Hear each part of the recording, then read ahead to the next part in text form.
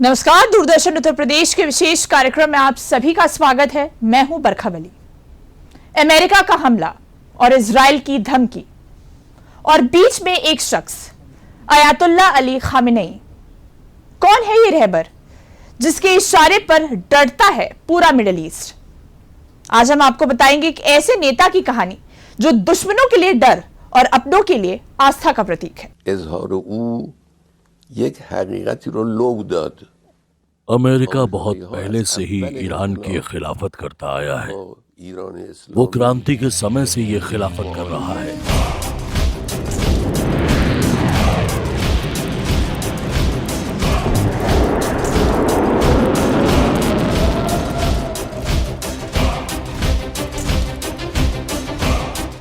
काली पगड़ी,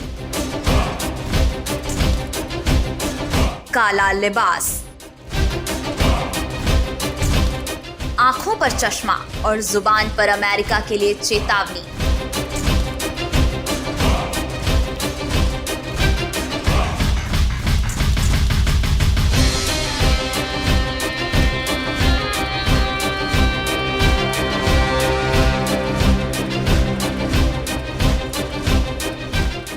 छियासी साल का ये शख्स अमेरिका और इजराइल के लिए एक साथ सिरदर्द बना हुआ है। ईरान के supreme leader Ayatollah Ali Khamenei कौन है? क्यों इनके प्रशंसक इन्हें ऊपर वाले का वरदान मानते हैं और क्यों इनके दुश्मन इन्हें मिटाने पर आमादा हैं? कौन है अयातुल्ला अली खामेनेई? ये कैसे ईरान के सुप्रीम लीडर बने? इजराइल क्यों अली खामेनेई को मारना चाहता है? क्या है खामेनेई की ताकत का राज? अमेरिका भी खामेनेई को क्यों घुटनों पर लाना चाहता है? ये सभी सवाल आज दुनिया में हर किसी के जहन में हैं। अगले आधे घंटे में हमारी कोशिश इन सवालों के जवाब देने की होगी। आज खुलेगी किताब ईरान के supreme leader Ayatollah Ali Khamenei के इतिहास की। 19 अप्रैल 1939 ये वो तारीख है जिस दिन अली खामेनेई ने अपनी आंखें इस दुनिया में खोली थी। ईरान के सबसे बड़े धार्मिक शहर मशहद में जन्मे अली खामेनेई की किस्मत में मौलवी बनना ही लिखा था। पिता जवाद खामेनेई मौलवी थे। 8 भाई बहनों में दूसरे नंबर पर थे अली खामेनेई। 4 साल की उम्र में कुरान, अरबी और इस्लामी तालीम के लिए मकतब गए। ईरान में तब पहलवी वंश का राज था, लेकिन इस्लाम का दखल भी सत्ता में बराबर का था। ईरान में उस समय भी धार्मिक शिक्षक या मौलवियों का शासन जोर में था। अयातुल्ला अली खामेनेई ने अपनी किताब cell number 14 the autobiography of Ayatollah Khamenei में लिखा है, 1950 के दशक में मेरा दाखिला मशहद के एक नए इस्लामी स्कूल में हुआ। मुझे क्लास की सबसे आगे की सीट पर बिठाया जाता था। मैं गणित और अंग्रेजी में अच्छा था। एक बार स्कूल के एक प्रोग्राम में मैंने कुरान की आयतें पढ़कर सुनाई। मेरी जमकर तारीफ हुई और फिर मैंने पिता की तरह मौलवी बनने की राह चुनी।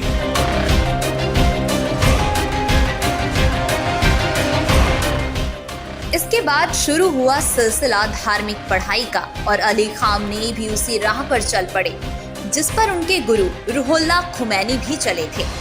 बेहद कम उम्र में मौलवी बनने के लिए घर छोड़ने वाले अली खामेनेई ईरान के उस शहर में गए जहां के मौलवी बेहद शक्तिशाली माने जाते थे। अली खामेनेई मौलवी बनने ईरान के कौम शहर चले गए। महज 11 साल की उम्र में अली खामेनेई मौलवी बन गए। साल 1950 में ईरान में कट्टरपंथ ना के बराबर था। पहलवी शासन में ईरान मॉडर्न जीवन शैली वाला देश था। साल 1955 में मुहर्रम के समय हुई एक घटना ने अली खामेनेई की एंट्री सियासत में कराई।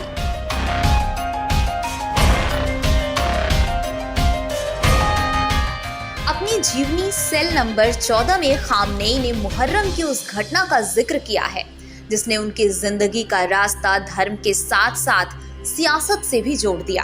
खामेनेई ने लिखा है, 1950 के दशक में ईरान में पश्चिमी कल्चर अपने चरम पर था। उन दिनों मॉडर्नाइजेशन की हवा चल रही थी। हालांकि मुहर्रम के महीने में और खास तौर से पहले 10 दिनों के लिए सभी सिनेमा घरों और फिल्मों पर रोक लगा दी जाती थी। लेकिन 1955 में सब बदल गया। शहर के गवर्नर ने मुहर्रम में होने वाली पाबंदी हटाने का आदेश जारी किया। इस फैसले का हम लोगों ने विरोध किया। यही फैसला हमारे अंदर चिंगारी बनकर भड़का।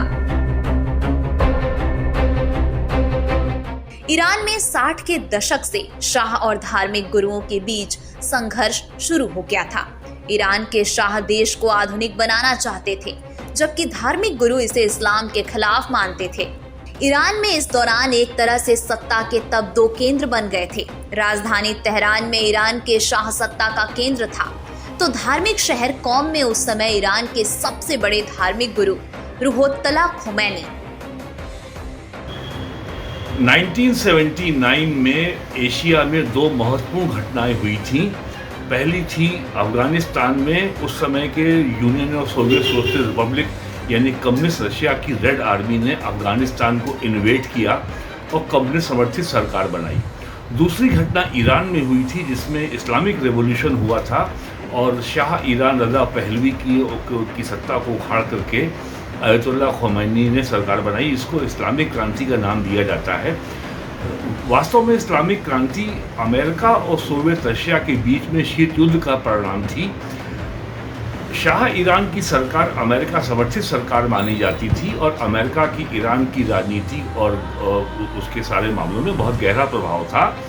और सोवियत यूनियन चूँकि ईरान का पड़ोसी राष्ट्र है, तो उस समय सोवियत यूनियन की इंटेलिजेंस एजेंसी KGB की बहुत प्रमुख भूमिका थी ईरान में शाह ईरान के खिलाफ असंतोष को भड़काने की। शुरुआत तो 76 में ही हो गई थी और भारत में भी बड़ी संख्या में ईरानी छात्र पढ़ते थे और वो भी लखनऊ में, दिल्ली में, बेंगलोर में, अन्य शहरों में शाह ईरान के खिलाफ खुल के प्रदर्शन करते थे। तो अंततः शाह ईरान को सत्ता छोड़ के जाना पड़ा और अयतुल्लाह खुमैनी जो उस समय फ्रांस में निर्वासन का जीवन जी रहे थे, उनकी सरकार कायम हो गई। और अयतुल्लाह खुमैनी का जो सबसे बड़ा जो उस समय का बयान था कि अब हम पूरे इस्लामी दुनिया में इस्लामिक क्रांति को हम एक्सपोर्ट करेंगे और ये जितने भी अरब देशों में बादशाह बैठे हैं, सम्राट हैं और किंग बने हुए हैं, इनका इस्लाम में कोई स्थान नहीं है। तो 1979 से आज 45 साल हो गए हैं। अयतुल्लाह खुमैनी के बाद उनके उत्तराधिकारी बने अयतुल्लाह खमेनी, जो आज ईरान के सुप्रीम लीडर हैं। साल 1979 में फरवरी के महीने में ईरान में हुई इस्लामिक क्रांति ने शाह के राज को उखाड़ फेंका। पेरिस में देश निकाला काट रहे खुमैनी वापस लौटे और सुप्रीम लीडर बने। पहली सरकार में खामनेई भी शामिल हुए और धीरे धीरे उन्होंने अपना कद और रुतबा दोनों बढ़ाया। क्रांति के बाद पहली सरकार में खामनेई को शक्तिशाली रिवॉल्यूशनरी काउंसिल में शामिल किया गया। रिवॉल्यूशनरी काउंसिल नई सरकार का आधार भी थी और बेहतर प्रशासन की जिम्मेदारी भी। जब हसन रूहानी राष्ट्रपति बने तो खामनेई करीब 5 महीने के लिए उप रक्षा मंत्री बने। खामनेई ने ईरान के शक्तिशाली रिवॉल्यूशनरी गार्ड कोर के गठन में अहम भूमिका निभाई। 1980 में खुमैनी ने खामनेई को तेहरान में जुमे की नमाज का इमाम बनाया। तेहरान में जुमे की नमाज का इमाम बेहद शक्तिशाली पद है। इसे सत्ता के शीर्ष का वो पद माना जाता है जो धर्म के साथ साथ सरकार को भी चलाने में अहम भूमिका निभाने वाले शख्स को दिया जाता है। तेहरान एक इस्लामी जमहूरियत है, यानी एक इस्लामिक रिपब्लिक है। वहाँ पे एक संसद है और वहाँ चुनाव होते हैं, उसमें राष्ट्रपति का चुनाव होता है। लेकिन असली सत्ता वहाँ पे सुप्रीम लीडर पहले अयतुल्लाह खुमैनी के पास थी, अब अयतुल्लाह खमेनी के पास है।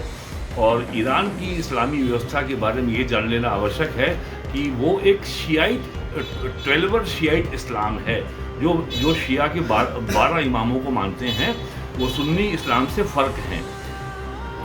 ईरान में सुप्रीम लीडर को विलायत फ़िक़्ह कहा जाता है। विलायत फ़िक़्ह यानी रूल ऑफ क्लर्जी, यानी जो 12वें इमाम के इमाम मेहदी के धरती के आने तक वो ईरान में शासन करेंगे। तो इस नाते ईरान में सुप्रीम लीडर्स का हर मामले में निर्णय अंतिम होता है। कहने को तो वहाँ पार्लियामेंट है, लेकिन जैसे अभी हाल में जो इजराइल और ईरान का संघर्ष हुआ, तो ईरान ने घोषणा की कि वो स्ट्रेट ऑफ हॉर्मुज में ट्रैफिक को बंद कर देगा, जहाज़ों को वो ब्लॉक करेगा। अभी इजराइल से 12 दिन की लड़ाई में ईरान ने कई बार मिसाइल से इजरायली शहरों पर हमले किए। धमाके की आवाज से कई बार इजराइल दहला भी और सहमा भी। दरअसल धमाके का अली खामनेई की जिंदगी से पुराना नाता रहा है। वो धमाके के शिकार भी रहे हैं और धमाके के तलबगार भी। एक धमाके ने अली खामनेई को शारीरिक नुकसान भी पहुंचाया और उनका नाम ईरान के घर घर तक, तो वहीं एक बम धमाके ने उन्हें ईरान में सत्ता के दूसरे सबसे बड़े ओहदे तक भी पहुंचा दिया। 27 जून 1981 को तेहरान की अबूजार मस्जिद में अली खामनेई पर जानलेवा हमला हुआ। टेप रिकॉर्डर बम के धमाके में अली खामनेई की दाहिनी बांह, वोकल कॉर्ड्स और फेफड़े पर गहरी चोट आई। धमाके की वजह से अली खामनेई के दाएं हाथ में हमेशा के लिए लकवा मार गया और एक कान से सुनाई देना बंद हो गया। फिर 30 अगस्त 1981 को तेहरान में एक ब्रीफकेस धमाके में तब के राष्ट्रपति मोहम्मद अली राजाई और प्रधानमंत्री जवाद बहरोन मारे गए। 13 अक्टूबर 1981 को राष्ट्रपति चुनाव में अली खामनेई 95% वोट पाकर ईरान के तीसरे राष्ट्रपति बने। ईरान में राष्ट्रपति बनने का एक मतलब ये भी होता है कि वो ईरान के सर्वोच्च पद यानी सुप्रीम लीडर के पद का भी दावेदार माने जाने लगता है। इस्लामिक क्रांति के बाद ईरान में रहबर का पद सर्वोच्च होता है और 1979 से ही ईरान में रहबर अयातुल्लाह रूहुल्लाह खुमैनी थे। उन्हें अपना उत्तराधिकारी चुनना था, लेकिन आपको ये जानकर हैरानी होगी कि उत्तराधिकारी के लिए रूहुल्लाह खुमैनी की पहली पसंद अली खामनेई नहीं थे।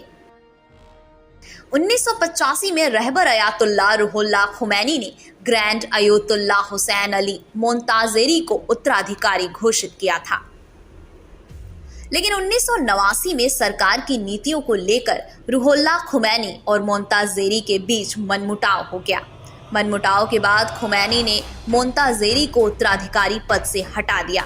इसी बीच 3 जून 1989 को खुमैनी का निधन हो गया।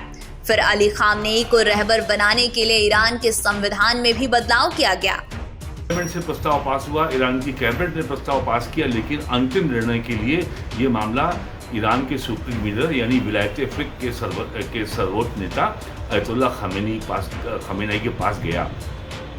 जो इमाम जुमे का जो कॉन्सेप्ट है, इमाम जुमा जो होता है वो शिया समाज का प्रमुख माना जाता है। जैसे हम भारत में कहते हैं पीरी और मीरी, यानी पीर और मीर शासक और धार्मिक शासक एक ही व्यक्ति होता है। तो इस्लाम में, शियाइट इस्लाम में पीर और मीर एक ही होता है, जो कि ईरान में हमें देखने को मिलता है। तो शियाइट इस्लाम में, तेहरान में, ईरान में इमाम जुमे का पद बहुत महत्वपूर्ण होता है। वो सर्वोच्च शक्तिशाली व्यक्ति होता है जो वर्तमान में अयतुल्लाह खामेनी है।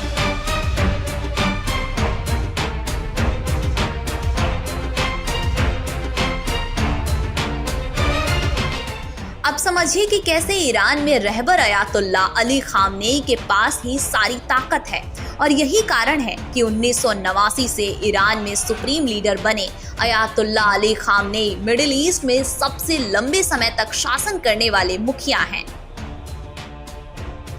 ईरान में सत्ता की पूरी धुरी सुप्रीम लीडर यानी रहबर अयातुल्लाह अली खामनेई के इर्द गिर्द ही घूमती है।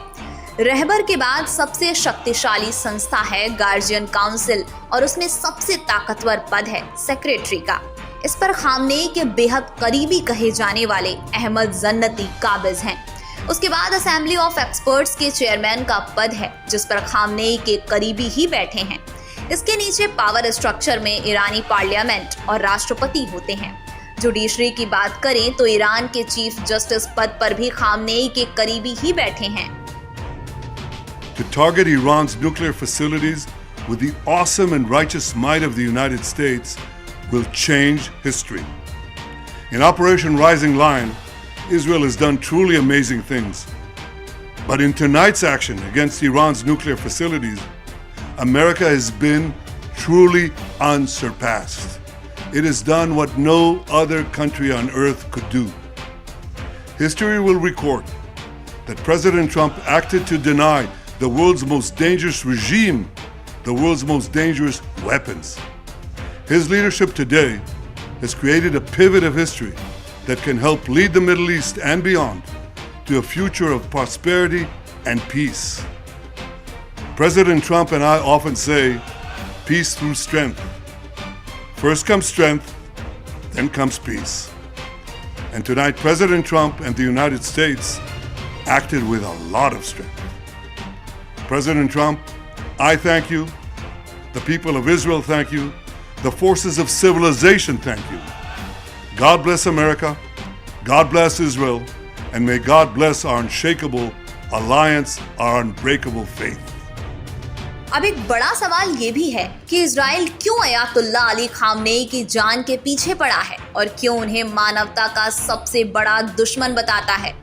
दूसरी तरफ अमेरिका और ईरान के बीच क्यों ये रस्साकशी चल रही है। इसको समझने के लिए मिडिल ईस्ट का पूरा सोशल पॉलिटिकल सिनेरियो समझना होगा। सबसे पहले इजराइल और ईरान के बीच दुश्मनी को समझिए।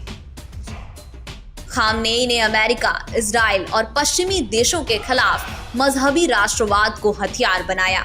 खामनेई ने इराक, सीरिया, लेबनान और यमन में मिलिटेंट नेटवर्क खड़ा किया, जिसे एक्सेस ऑफ रेजिस्टेंस कहा गया।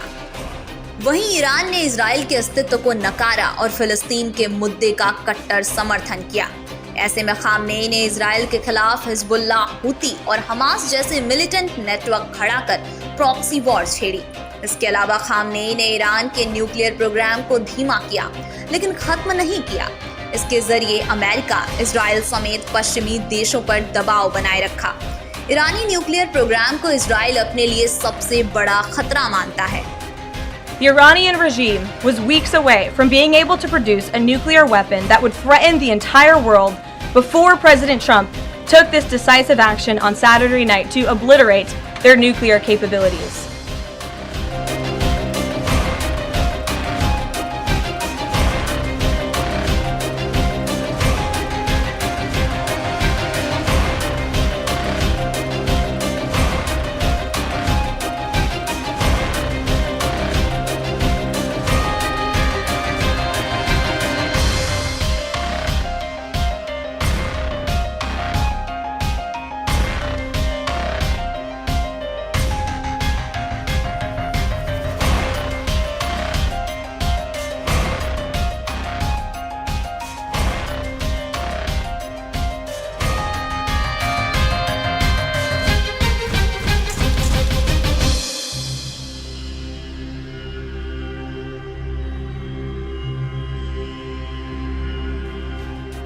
ये वो वीडियो है जिसे खुद अमेरिका ने रिलीज किया है।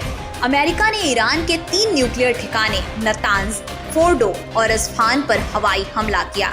22 जून की सुबह अमेरिका ने इन तीनों परमाणु ठिकानों पर बम बरसाए। अमेरिका ने B-2 spirit stealth fighter jet के जरिए अपनी सबसे ताकतवर बंकर भेदी बम से तीनों ठिकानों पर हमले किए।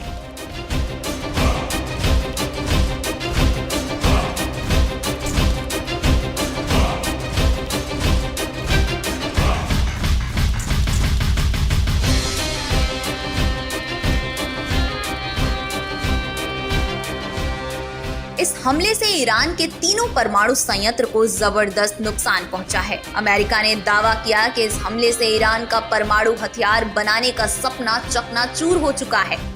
अमेरिका ने यह भी कहा कि फिलहाल ईरान अब लंबे समय तक परमाणु बम नहीं बना सकता।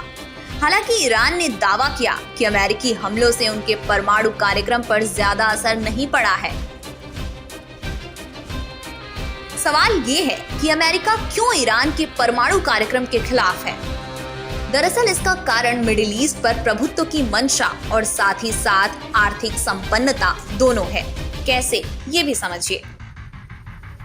अमेरिका भी इजराइल के साथ मिलकर ईरान के न्यूक्लियर प्रोग्राम के खिलाफ है। अमेरिकी निशाने का दूसरा बड़ा कारण है ईरान के तेल और गैस के बड़े भंडार। ईरान के पास दुनिया का तीसरा सबसे बड़ा तेल भंडार है, जबकि गैस के मामले में दुनिया में दूसरे नंबर पर है। इसके अलावा मिडिल ईस्ट में दबदबे के लिए अमेरिका का ईरान पर काबू करना जरूरी है। ईरान की सीमा पाकिस्तान, अफगानिस्तान, अजरबैजान, इराक, तुर्की, आर्मेनिया और रूस से मिलती हैं। इस क्षेत्र में खनिज पदार्थों का विशाल भंडार है जो बेशकीमती है। ईरान पर प्रभुत्व स्थापित करके ही अमेरिका खनिज से समृद्ध मध्य एशिया में दबदबा कायम कर सकता है। ईरान अमेरिका की अर्थव्यवस्था और उसके सामरिक हितों के लिए एक बहुत महत्वपूर्ण देश है और अमेरिका पूरे पश्चिम एशिया पे यदि उसको अपना प्रभुत्व बनाए रखना है तो ईरान के जो भी राजनीति है उससे वो अलग नहीं रह सकता। आज पश्चिम एशिया में कम से कम 6 बड़े मिलिट्री बेस हैं। कतर में है, सऊदी अरब में है, बहरीन में है, कुवैत में है और 2 अन्य स्थानों पे है। तो अमेरिका हर हालत में ईरान पे अपना पश्चिम एशिया में अपना प्रभुत्व बनाए रखने के लिए ईरान की सत्ता जो अयतुल्लाह खुमैनी की सत्ता है उसको हटाने की करती है। हालांकि सीज फायर के बाद जब ईरान के supreme leader Ayatollah Ali Khamenei पहली बार मीडिया के सामने आए तो उन्होंने अमेरिका को सीधे चेतावनी ही दी है। लेकिन कूटनीतिक चश्मे से अगर इस पूरे घटनाक्रम को देखें तो ये अंदाजा लगता है कि आने वाले समय में ईरान पर अमेरिका का सख्त रवैया थोड़ा ढीला भी हो सकता है, क्योंकि अमेरिका के लिए ईरान कूटनीतिक और आर्थिक दोनों तौर पर बेहद अहम है।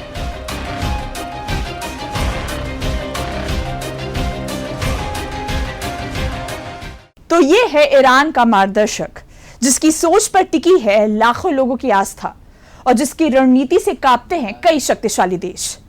खामेनेई के इर्द गिर्द घूम रही है मिडिल ईस्ट की रणनीति और शायद आने वाला युद्ध भी।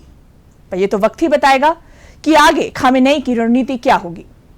दूरदर्शन उत्तर प्रदेश के विशेष कार्यक्रम में अभी के लिए बस इतना ही। मुझे दीजिए इजाजत। नमस्कार।